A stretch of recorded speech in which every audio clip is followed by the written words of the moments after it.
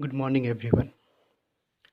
Today we are going to study the Geography third chapter of class 8 Natural Vegetation and Wildlife. In this class, we discuss and study about the natural vegetation around the world and the India. Natural vegetation and wildlife play a vital role in maintaining the ecological balance on the earth. Natural vegetation refer to the plant life that grows naturally in an area without any human intervention, whereas wildlife refer to the undomesticated animal life found in any region. The natural vegetation and wildlife found in a region are determined by various factors, main among which are climate and topography. Interrelation between Natural vegetation and wildlife are dependent on one another for their survival. Plants are capable of producing their own food. They are thus producer and are known as autotrophs. Animals cannot produce their own food and depend on plant directly or indirectly. They are consumer and are called heterotrophs. The balance in the ecosystem is maintained through a definite food chain wherein one organism eats another and is in turn consumed by another organism. Herbivorous feed on producer, carnivorous feed on herbivorous, and omnivorous feed on both producer and consumer. Natural vegetation. Natural vegetation, as we have learned, play a vital role in maintaining the ecological balance in a region. Importance of natural vegetation. Plant release oxygen into atmosphere and absorb carbon dioxide from it. Thus, it try to maintain the balance between atmospheric gases. Forests play a role in regulating global temperature by absorbing carbon dioxide. They also help bring rainfall. Forests are the source of products like timber, latex, fodder, paper, and gum.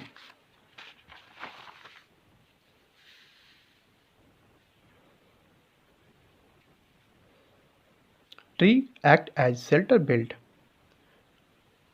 that after after protection from strong wind. The root of the trees help in storing and replenishing underground water. Forests support a number of organisms by providing them with a habitat. Distribution of natural vegetation. The natural vegetation found in a region depend on several factors such as latitude, altitude, sunlight, temperature, type of soil, rainfall, moisture, and the slope of the land. The major vegetation type of the world, as we have learned, are forest, grassland, scrub, and tundra. Forest in India. According to the Forest Survey of India, India had 21.5% of its total geographical area under forest cover in 2017. Madhya Pradesh has the largest area under forest cover, followed by Arunachal Pradesh, Chhattisgarh, Odisha, and Maharashtra. Loss of forest cover. Over the year, forest cover has been declining in several parts of India and around the world while natural factors like tsunami, cyclone, and wildfire cause some of these loss. A large part of it is a result of human activities such as deforestation for land, agriculture, and timber expansion of urban areas and population pollution. Loss of forest cover is associated with many problems such as increase in greenhouse gases in the atmosphere, destruction of habitat and ecosystem, soil erosion and landslide, The deforestation also lead to flooding as there is nothing left to hold the water.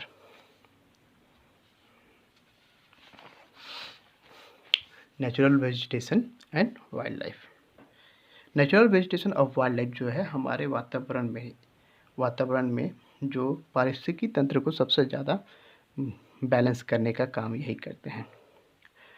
Natural vegetation उस जंगली जीव या उन वनों को कहते हैं जो कि प्राकृतिक रूप से किसी क्षेत्र में बिना किसी मानव के हस्तक्षेप के खुद विकसित होते हैं। वहीं पे वन्य जीव उससे मतलब हमारे पास उन सभी जानवरों से है जिनका जो है मानव द्वारा उनको अपने अंतर्गत डोमेस्टिकेट नहीं किया गया हो। ऐसे रीजन को हम लोग क्या करेंगे, नेचुरल वेजिटेशन और वाइल्ड लाइफ के अंतर्गत रखते हैं। ठीक है। The natural vegetation and wild life वैसे क्षेत्र में निश्चित करते हैं, इसको कुछ फैक्टर जो है डिटरमाइन करते हैं, जैसे कि सबसे प्रमुख कारक जो है इन क्षेत्रों को डिटरमाइन करने के लिए क्लाइमेट और टोपोग्राफी है।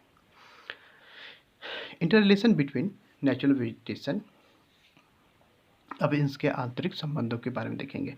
Natural vegetation and wild life are dependent on another for their survival. ये दोनों ही एक दूसरे पर निर्भर करते हैं एक दूसरे के सर्वाइवल के लिए। प्लांट जो है कैपेबल होते हैं कि वो खाना प्रोड्यूस कर सकते हैं और इसी के चलते उनका नाम भी प्रोड्यूसर रखा गया है। साथ ही साथ इनको ऑटोट्रॉफ भी कहते हैं। वहीं पे एनिमल जो हैं वो खाना खुद नहीं बना सकते, वो हमेशा ही दूसरे प्लांट पे डायरेक्टली हो या इनडायरेक्टली डिपेंड करते हैं। साथ ही साथ ये कंज्यूमर भी कहलाते हैं, इनको हेटेरोट्रॉफ्स भी कहते हैं। और इस तरह के पारिस्थितिकी तंत्र को बनाए रखने के लिए ये ज़रूरी है यहाँ पे एक फूड चेन मिलेगा ही, और इसमें कई तरह के जीव भी मिलेंगे जो कि इसको कंप्लीट करते हैं इस फूड चेन को। जैसे कि अगर किसी के द्वारा कोई चीज़ खाया जाता है तो उसको भी कोई और चीज़ भी उसको अपना भोजन बना सकता है। जैसे herbivores feed on producer, carnivorous feed on herbivores and omnivorous feed on both producer and consumer. Natural vegetation, natural vegetation जैसे कि हम पढ़ चुके हैं, ये अपना हमारे वातावरण में या हमारे पारिस्थितिकी तंत्र को बैलेंस रखने के लिए सबसे महत्वपूर्ण भूमिका निभाता है। इसके महत्व निम्नलिखित हैं। प्लांट जो होते हैं वो किसी क्षेत्र में जहाँ भी होंगे वहाँ पे ऑक्सीजन को प्रोड्यूस करते हैं और कार्बन डाइऑक्साइड को कंज्यूम करते हैं, और इस तरीके से वो वातावरण में मौजूद जो गैसों का जो बैलेंस है उसको बनाए रखने का कोशिश करते हैं। जंगल जो है सबसे महत्वपूर्ण भूमिका निभाते हैं वैश्विक तापक्रम या ग्लोबल टेम्परेचर को मेंटेन करने के लिए। ये वातावरण से, एटमॉस्फेयर से कार्बन डाइऑक्साइड को कंज्यूम कर लेते हैं और साथ ही साथ ये हेल्प भी करते हैं वर्षा को लाने में। Forest are the source of product and timber, latex, fodder, paper and gum. ये सभी संसाधन जो कि हमारे पास आज मौजूद है, टिम्बर हो गया, लैटेक्स हो गया, फूडर हो गया, पेपर हो गया एंड गम, ये सभी वनों की तरफ से प्राप्त होते हैं।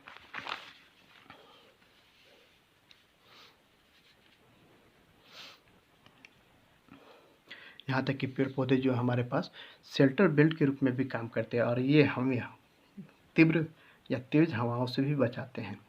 और इनके जो जड़ होते हैं वो इतने ज़्यादा गहरे होते हैं कि ये क्या कर सकते हैं, बाढ़ के पानी को सीधी ज़मीन के अंदर ले जा सकते हैं। साथ ही साथ फॉरेस्ट जो है बहुत से जीवों को रहने के लिए घर, खाना और निवास स्थान भी प्रदान करते हैं। Distribution of natural vegetation, natural vegetation का डिस्ट्रीब्यूशन जो है किसी क्षेत्र में वो विभिन्न कारणों पे निर्भर करता है, जैसे कि उसका latitude, altitude, sunlight, temperature, types of soil, rainfall, moisture, ये और भूमि का स्वरूप जो है सबसे महत्वपूर्ण कारक है। इनमें से जो सबसे महत्वपूर्ण जो है विश्व में, जो हम पहले पढ़ चुके हैं कि विश्व में सबसे बड़ी जो वनस्पतियाँ होती हैं वो क्या है, ग्रासलैंड है, स्क्रबलैंड है, टुंड्रा है, फॉरेस्ट है। Forest in India, Bharat one संरक्षण के अनुसार भारत में आज के समय में 21.54% वन क्षेत्र पूरे भौगोलिक क्षेत्र पे उपलब्ध है, जो कि 2017 के आंकड़ों के अनुसार है। मध्य प्रदेश, इस आंकड़े के अनुसार मध्य प्रदेश सबसे ज़्यादा वन क्षेत्र वाला प्रदेश है। उसके बाद अरुणाचल प्रदेश, छत्तीसगढ़, उड़ीसा और महाराष्ट्र है। लॉस ऑफ फॉरेस्ट कवर, सालों बीतने के पश्चात वन क्षेत्र जो है धीरे धीरे वो क्या होते जा रहे हैं, कम होते जा रहे हैं विभिन्न क्षेत्र, भारत के विभिन्न क्षेत्रों से। और यहाँ तक कि कहा जाए तो विश्व में भी इसकी कमी हो रही है। जैसे कुछ इसमें बहुत से महत्वपूर्ण फैक्टर हैं, जैसे सुनामी, साइक्लोन, वाइल्ड फायर, ये प्रमुख कारण है जिसके चलते वन क्षेत्र का कम हो रहा है। साथ ही साथ एक सबसे बड़ा कारण ये भी है कि मानव की जनसंख्या जिससे बढ़ती जा रही है, मानव के क्रियाकलाप जो बढ़ते जा रहे हैं, उसके चलते जो डिफॉरेस्टेशन हो रहा है लैंड के लिए, ज़मीन के लिए, एग्रीकल्चर के लिए, टिम्बर लकड़ियाँ प्राप्त करने के लिए और शहरी क्षेत्र के विकास के लिए, तो इससे पॉल्यूशन भी बढ़ते जा रहा है। जैसे जैसे जंगल का ह्रास होते जा रहा है, ये जुड़ा हुआ है हमारे कई समस्याओं से। अगर जंगल घटता जाएगा तो ऐसे से वातावरण प्रदूषित होते जाएगा। इसके कारण जो है ग्रीन हाउस गैसेस जो है ज़्यादा हो जाएंगी वातावरण में, एटमॉस्फेयर में, और जो कई वन्य जीवों का निवास और इकोसिस्टम भी डिस्टर्ब हो सकता है। साथ ही साथ सॉइल इरोजन और लैंडस्लाइड जैसी घटनाएं बहुत ज़्यादा होती जाएंगी अगर जंगल कम होते गए तो।